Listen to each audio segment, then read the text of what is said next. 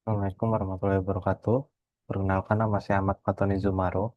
Di sini saya akan mempresentasikan strategi digitalisasi transformasi layanan kesehatan online dengan teknologi terbaru dan berbasis AI. Adapun beberapa aspek yang akan dibahas di sini, yang pertama adalah people, kedua adalah proses, ketiga adalah teknologi, dan keempat adalah data. Target dari people sendiri atau sumber daya di sini akan membangun tim kolaboratif yang ahli di bidangnya, khususnya medis, teknologi, dan data, agar mampu mendapatkan kepercayaan serta memberikan layanan digital yang terpercaya. Untuk strateginya sendiri, di sini akan dilakukan proses rekrutmen dan pelatihan, di mana akan merekrut profesional medis yang berkualitas, spesialis AI, pengembang perangkat lunak, dan analis data, dan serta memberikan pelatihan yang berkelanjutan tentang teknologi baru, privasi data, dan praktek konsultasi digital. Selanjutnya ada kolaborasi tim, di mana di sini akan mendorong kolaborasi antar departemen, tim medis dengan tim teknologi dengan tim data, itu agar sama-sama mendapatkan rekrutmen yang lebih baik lagi. Kemudian ada pelatihan berpusat pada pengguna, di mana melatih semua staf, terutama tim medis, untuk menjaga kepercayaan pasien dan memberikan pengalaman pasien untuk aplikasi digital yang lebih unggul.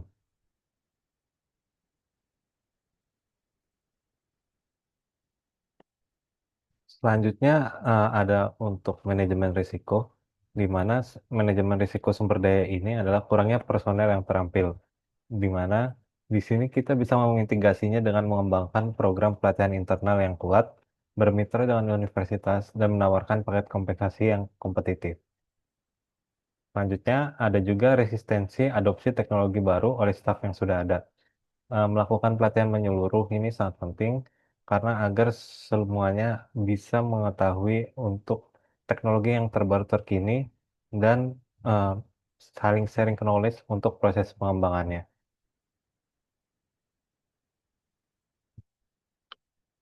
Kemudian untuk rencana implementasinya sendiri, ada beberapa tahap. Yang pertama itu tahap penilaian dan perencanaan, di mana di sini kita mengidentifikasi kesenjangan keterampilan yang spesifik, kemudian mengembangkan modul pelatihan dan membuat rencana rekrutmen.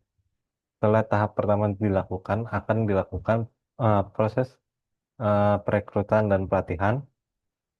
Di sini akan memulai perekrutan talenta khusus dan meluncurkan program pelatihan.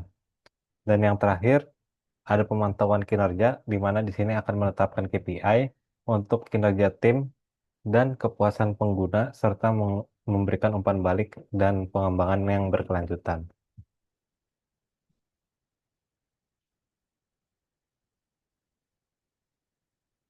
Kemudian ada tahap proses.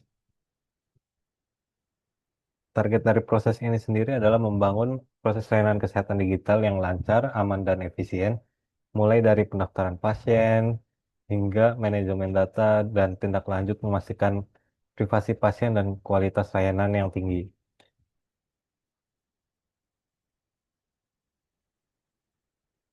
Untuk strategi implementasinya di sini ada pendaftaran pasien secara otomatis menggunakan OCR, di mana OCR ini akan melihat data image atau gambar dari KTP yang nantinya akan diinputkan dalam bentuk teks. Hal ini untuk eh, pengambilan data pasien yang cepat dan akurat, serta menyimpan riwayat medis.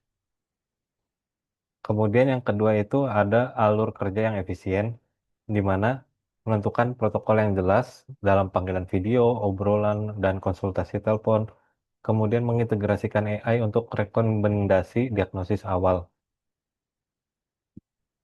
Dan yang terakhir ada feedback yang berkelanjutan. Feedback yang berkelanjutan ini mengimplementasikan proses untuk mengumpulkan umpan balik pasien dari pengguna untuk meningkatkan kualitas layanan.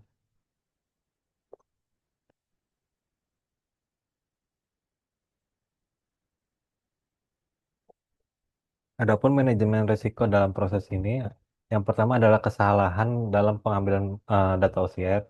di mana kita dapat mengintegrasinya dengan mengimplementasikan tinjauan manusia untuk titik data yang kritis. Jadi setelah men-scan data gambar atau KTP pada OCR, kita memberikan beberapa field yang dapat dieditable agar bisa diperiksa kembali untuk datanya yang lebih akurat. Kemudian, selain itu kita juga akan memanfaatkan teknologi OCR yang canggih dengan akurasi yang tinggi. Kemudian untuk risiko yang kedua adalah alur konsultasi virtual yang tidak efisien yang menyebabkan ketidakpuasan pasien.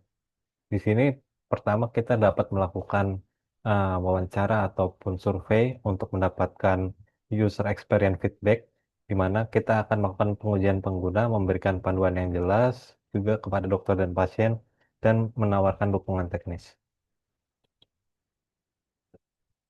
Adapun rencana implementasi dari proses ini, yang pertama itu adalah pemetaan dan perancangan proses, di mana pemetaan dan perancangan proses ini mendokumentasikan proses saat ini dan merancang alur kerja digital yang baru. Selanjutnya ada integrasi teknologi, di mana integrasi teknologi ini mengintegrasikan beberapa teknologi yang telah disebutkan sebelumnya, yaitu seperti OCR, kemudian platform konsultasi virtual, kemudian sistem penyimpanan data yang lebih aman. Selanjutnya ada uji coba dan penyempurnaan, di mana uji coba dan penyempurnaan ini melakukan uji coba pada proses baru dengan sekelompok kecil pengguna dan mengumpulkan umpan balik untuk menyempurnakan. Lalu review dan publish, di mana di sini kita akan melakukan publishing, meluncurkan proses, kemudian melihat dari umpan balik atau memantau kinerja dari aplikasi ataupun proses yang ada di dalam eh, aplikasi konsultatif kesehatan ini. Kemudian kita juga memastikan untuk keamanannya dan akan terus diperbarui dan terus dipantau. Setelah review dan publish, proses ini akan berulang dari pemetaan dan perencanaan proses untuk meningkatkan kualitas aplikasi.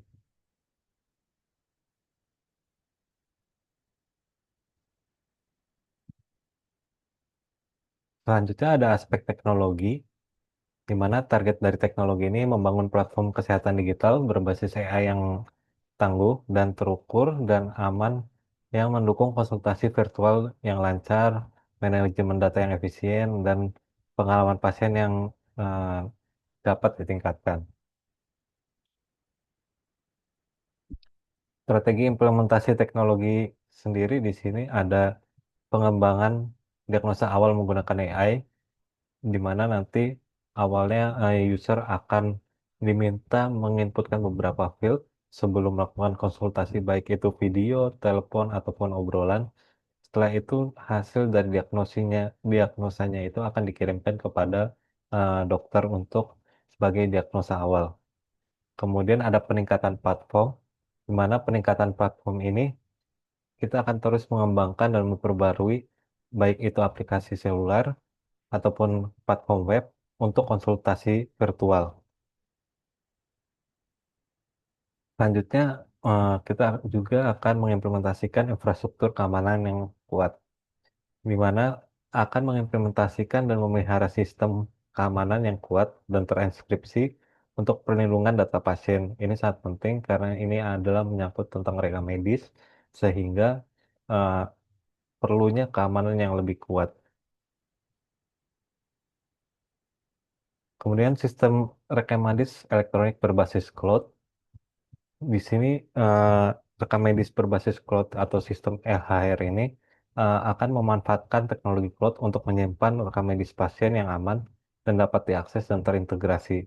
Sehingga jika terdapat beberapa isu, itu akan terdapat backup yang lebih jelas pada cloud. Kemudian ada kapabilitas integrasi, di mana memastikan platform berintegrasi dengan sistem eksternal itu seperti apotek ataupun asuransi, kemudian dengan beberapa mitra lainnya seperti rumah sakit ataupun klinik.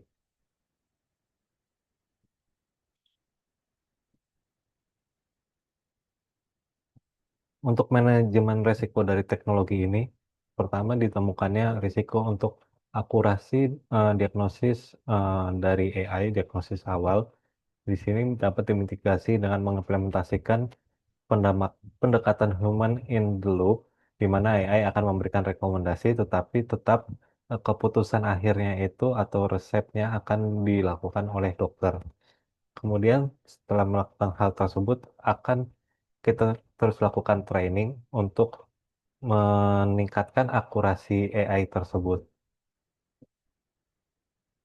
Kemudian untuk risiko yang kedua, waktu henti sistem atau masalah kinerja, di mana waktu henti sistem ini dapat eh, terakibat dari beberapa hal, mungkin ada bencana alam ataupun baik secara teknis terhadap sistem. Di sini untuk mitigasinya sendiri kita mengimplementasikan infrastruktur yang tangguh berbasis cloud, pem- kemudian melakukan pemeliharaan rutin dan memiliki rencana pemulihan bencana. Dan yang terakhir, karena ini secara virtual, tentunya ada risiko serangan cyber dan pelanggaran data. Di sini kita akan memitigasinya dengan berinvestasi dalam sistem keamanan yang canggih, kemudian melakukan pengujian penetrasi, dan mematuhi peraturan perlindungan data pribadi.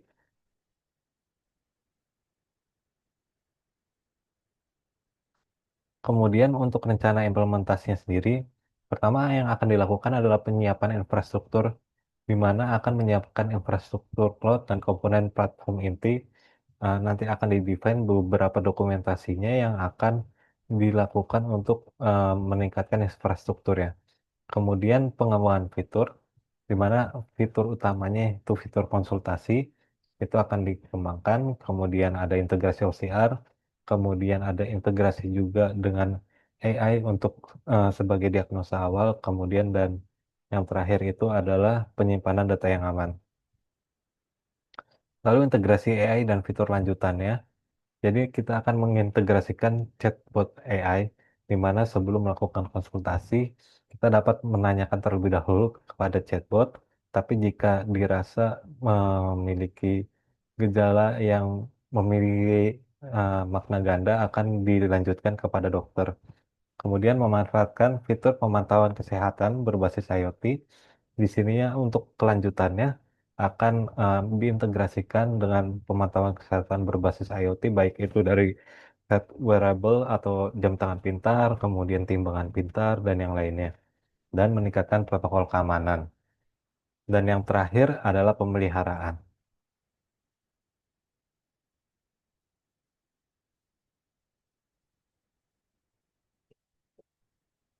Untuk aspek yang berikutnya adalah data, di mana target dari data ini sendiri adalah memanfaatkan data pasien yang dikelola dan dianalisis secara aman untuk meningkatkan akurasi diagnosa, kemudian memberikan perawatan yang lebih personal dan meningkatkan efisiensi operasional, serta mendorong intervensi kesehatan yang proaktif.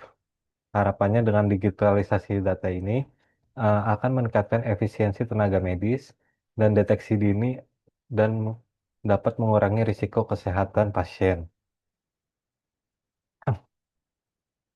Untuk strategi implementasi dari data tersebut,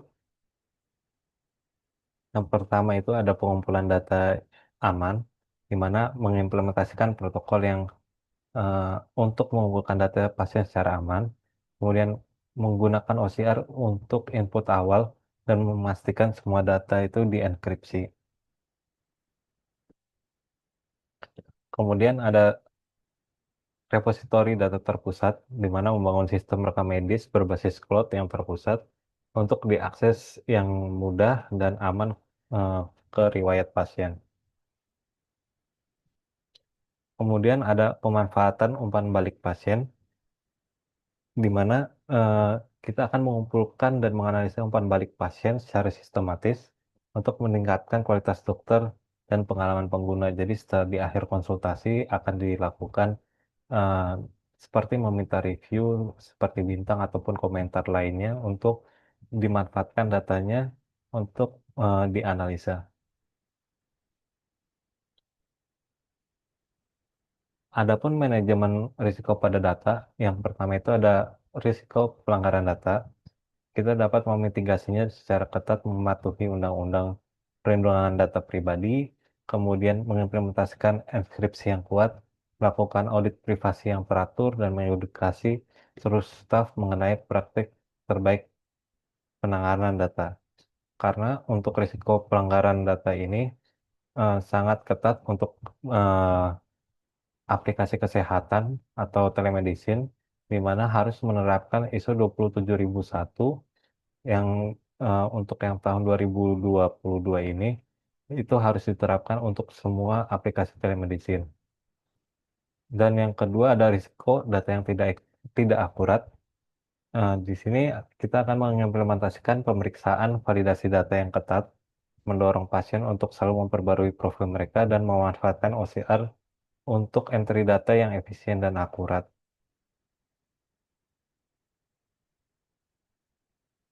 Untuk rencana dari implementasi data sendiri, ada tahap yang pertama, yaitu adalah tata kelola data, di mana kita akan menentukan kebijakan tata kelola data, membangun infrastruktur dan cloud yang aman, dan mengimplementasikan standar inskripsi.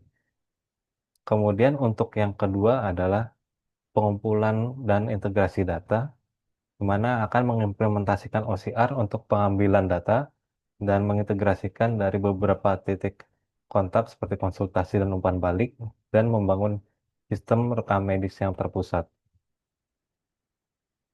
Selanjutnya ada analisis, di mana kita akan mengembangkan dashboard untuk analisis data, mengimplementasikan algoritma untuk rekomendasi dan pengingat pasien, dan mulai memanfaatkan data untuk wawasan yang lebih prediktif.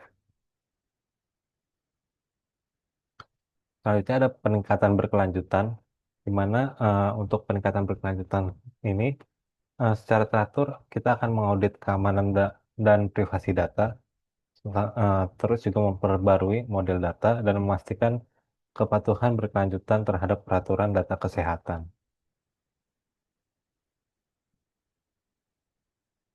Mungkin sekian presentasi strategi implementasi digital dari layanan konsultasi online dengan teknologi terbaru dan berbasis AI dari saya. Kurang lebihnya mohon maaf. Wassalamualaikum warahmatullahi wabarakatuh.